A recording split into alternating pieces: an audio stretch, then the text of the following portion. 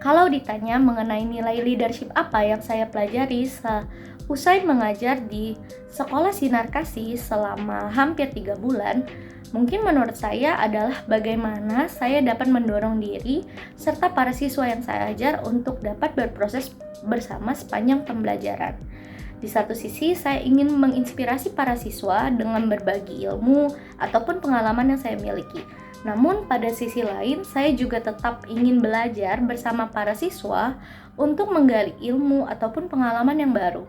Contohnya ketika siswa ingin belajar membaca, saya akan mencari materi-materi ataupun metode-metode pembelajaran yang sekiranya dapat kita sama-sama eksplorasi di dalam kelas. Namun dalam proses ini mungkin ada kalanya kami merasa jenuh ataupun bosan. Nah, kami mencoba untuk tetap menikmatinya dengan bermain ataupun mengobrol bersama seusai pembelajaran ataupun waktu istirahat. Berdasarkan pengalaman saya menjadi seorang tenaga pendidik untuk anak-anak di sekolah dasar, saya menyadari bahwa menjadi seorang pendidik turut memiliki peran penting dalam menjadi seorang pemimpin.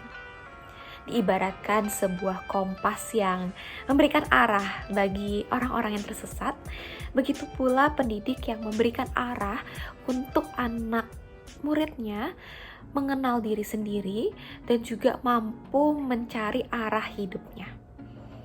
Dalam kehidupan interpersonal sendiri, kepemimpinan juga berarti bagaimana kita bisa mengenal dan juga memimpin kehidupan kita masing-masing.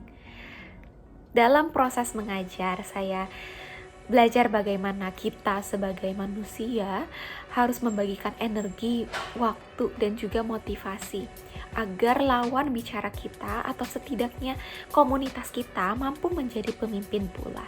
Itu yang saya rasakan ketika saya menjadi seorang pendidik untuk anak-anak murid saya. Saya memiliki harapan yang besar agar mereka mampu tumbuh besar dan menjadi pemimpin yang baik bagi lingkungannya. Mengembangkan kepemimpinan memang tidak pernah mudah. Namun, pengembangan secara kontinu harus menjadi dasar pemahaman. Pada akhirnya, saya harap saya, Anda, dan juga kita semua mampu menanamkan kembali esensi seorang pemimpin yang melayani, sebagaimana hakikatnya manusia yang terus bekerja, berkarya, dan juga menginspirasi. Beberapa semester lalu, saya berkesempatan untuk mengikuti kampus mengajar yang diselenggarakan di kampus. Jadi saya telah mengajar di SD Sinar Kasih Bogor, mata pelajaran Bahasa Inggris. Jadi dari pengalaman ini, saya bisa belajar untuk memimpin anak-anak yang umurnya jauh di bawah saya, yaitu umur 6-9 tahun. Hal ini merupakan tantangan baru bagi saya dan hal yang tidak mudah karena mengatur anak-anak berumur 6-9 tahun, apalagi dalam hal pembelajaran itu tidak mudah. Mulai dari anak yang tidak mau belajar hingga anak yang pasif di kelas pun saya temui di dalam kelas. Namun pada akhirnya saya bisa mengatasi hal-hal ini karena saya berusaha untuk menyikapi anak-anak dengan tegas. Walaupun awalnya saya tidak percaya diri saya bisa menghadapinya, tapi akhirnya saya bisa menghadapi anak-anak tersebut dan setiap anak-anak bisa melakukan pembelajaran di kelas dengan baik. Melalui kegiatan ini, saya bisa menyimpulkan bahwa kepemimpinan adalah kemampuan untuk mempengaruhi siswa untuk mencapai tujuan pembelajaran yang ada di kelas. Guru adalah seorang sosok pemimpin yang ada di dalam sebuah kelas. Maka dari itu, guru harus bisa mengatasi dirinya sendiri terlebih dahulu dari segi emosi dan segi kognitif, yang artinya guru harus bisa mengendalikan emosinya ketika menghadapi anak-anak dan mengatur dirinya sendiri untuk terus belajar supaya ilmu yang dipelajari bisa diberikan kepada anak-anak.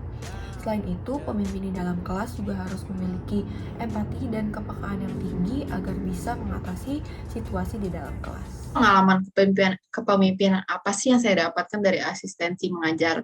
Saya mendapatkan pengalaman kepemimpinan yang sebenarnya bisa dibagi pecahkan menjadi beberapa poin. Yang pertama ada inisiatif, di mana saya menerapkan itu sebagai pemimpin kelas pada saat itu.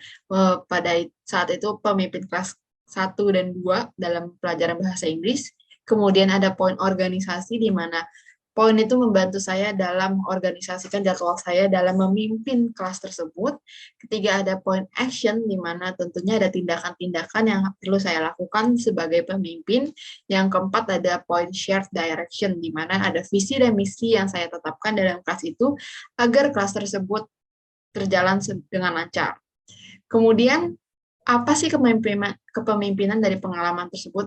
Kepemimpinan yang saya definisikan dari pengalaman saya adalah pikiran, sikap, dan perkataan yang menggerakkan seluruh anak-anak dalam kelas tersebut agar semakin efektif proses pembelajarannya, serta tugas-tugas yang mereka lakukan agar visi dan misi yang telah ditetapkan bersama tercapai dengan efektif.